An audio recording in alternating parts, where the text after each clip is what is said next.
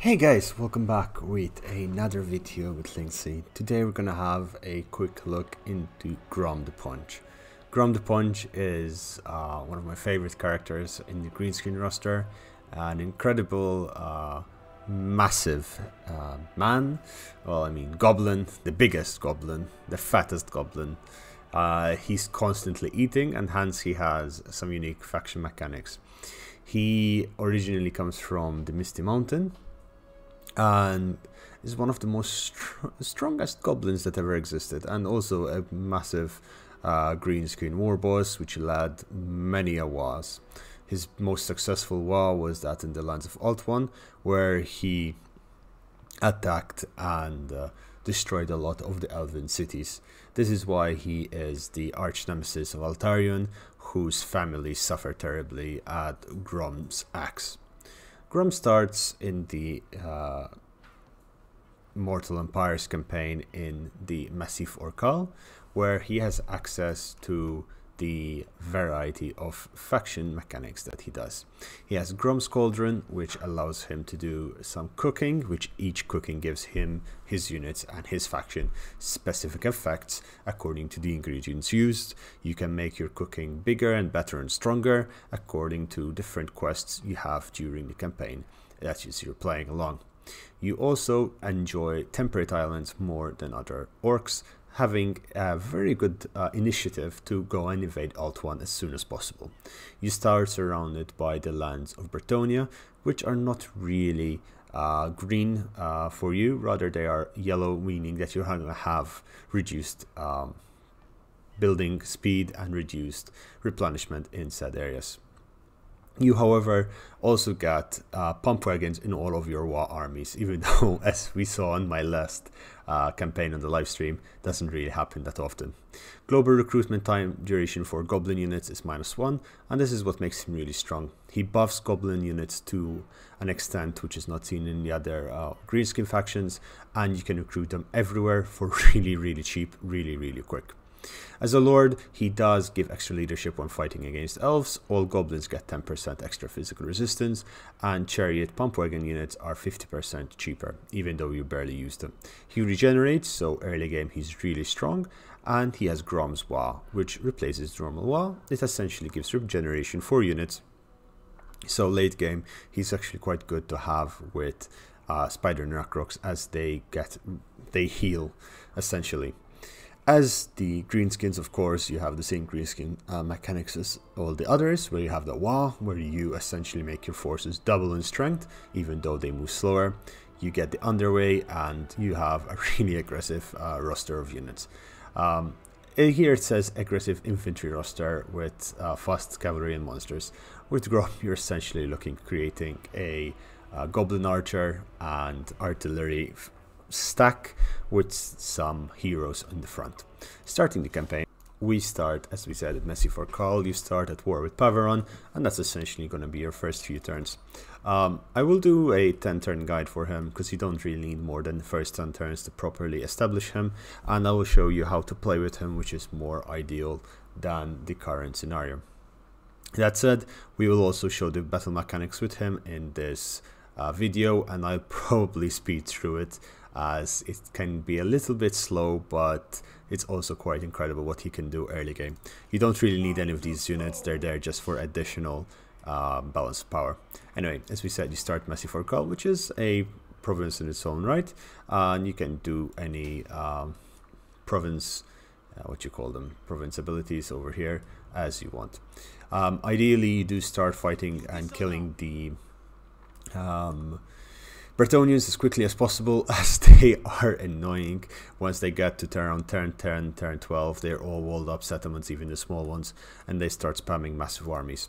You do start with a River Troll Hag, and this means that you have access to the winds over here, the winds of magic. You can start casting Purple Sun of Zeros really early on, and that is going to really help you, especially in campaigns. But I do massively urge you to get to tier 3 and build the following buildings: building a Shaman Hut and building a Goblin Tinkerer Bench and a Hag Hut. Those 3 buildings are indispensable. It's going to give you an additional River Troll Hag, and it's going to give you Goblin Rock Robbers, and it's going to give you Night Shamans, Goblin Night Shamans and Orc Shamans. The main objective that you have is to come to Torviras and beat Torviras down. You can do this really early on. I've done so in my first 50 turns with my livestream campaign on Legendary, so you should be able to do it relatively easy. With regards to battle mechanics that the orcs have, you of course have the Wa, the call to Wa, which is found up here, and you fill this by fighting battles, winning battles passively, previous Wa success, and raising settlements. You always lose because you can lose reputation by not having your Wa finished properly. That said, scrap is also important as it allows you to upgrade your units. These are all the upgrades with the green screen update that happened in last May. Now finally there is the dishing, the cooking, the cauldron. You collect items over here and then you start cooking with them. Once you have 2 items you can make a dish and start cooking. You get your dish from various different ways, and these, as you can see, are all explained by the thing itself. Let's say we want to get a glowing shroom, we need to reach rank 15 with a goblin great shaman or a night goblin shaman. Or if you want a phoenix claws, you need to get a trophy from a Wa on an elf faction. And these all give you special abilities, strengths and other things. They're quite good to have. Later on you'll also unlock these 2 slots, which allows you to use 4 ingredients, hence 4 items, which gives you extra strength in your cooking. Eventually you will unlock these 2 and that will give you a lot of strength. Over here you have a summary of all the recipes you've cooked and what to work forward. You haven't discovered anything because of course we just started the campaign. That is also done with scrap. So the first battle, and I'll show you how to fight with Grom. Actually, we forgot to put her in the army. Ideally you would put her in the army and then attack so you can take Queen Alice in turn 1. You can sack it and take it in turn 1, gives you more experience. As you can see, the battle is quite in your favor. You can auto-resolve this, but you'll end up losing a lot of these units. And to do the best way to fight this battle is the following. The first thing you do is you grab your entire army and you throw them somewhere where the enemy cannot see you. In this case you throw them all the way back here in this forest. They are in this forest as well as behind this hill. Grom is level 1, but shouldn't really affect anyway. He does, and you just place him somewhere where the enemy can see you. You put it on triple speed, waste your ammunition, and then you're gonna cycle charge your way in. Of course, don't fight in the water, as that is not a really good idea.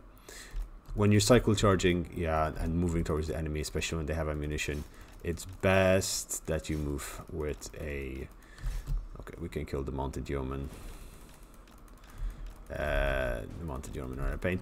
Yeah, there you go. You just try and get out of that fight and keep moving. The good thing about Grom is he fights even though while he's moving, and as you see, he is killing the unit slowly but surely. The artillery also doesn't help them, as there you go, boom. Killing the artillery is the most important part, because then it becomes really easy. That is where they have most of the morale. But that is saying, just kill as many units as you can by cycle charging them. Keep in mind you do regenerate, so you have quite a lot of leeway to doing this. The most annoying thing to have in an army is cavalry, and keep in mind that this doesn't always happen, especially in the early game. Late game Bretonia will have, but by turn 50-60 you should have killed Bretonia and be moving in against other targets. And yeah, this is what you do for the entire fight. I will fast forward this fight so you guys can see the result of how I've killed pretty much the entire army with just Grom. I have fought this army twice or 3 times by now, and I have lost a few times, but as in not lost, I had to use the rest of the troops, but really and truly it's all good. Once you kill the mounted yeoman, you should be fine, and the yeomen are about to break because they've lost most of their damage. Now that is the problem. You need to dodge those arrows. Those arrows will be your bane. No, they're gone. Now we start getting the trebuchets. Cycle charge. He gets tired. Just go back and get him to relax, and he'll be fine. If you're really lucky, you could even get the artillery to capture the artillery, but that doesn't really always happen. Now he's tired. Just get him get him to rest, and then repeat this again and again. I'll be back to you as soon as this battle is over.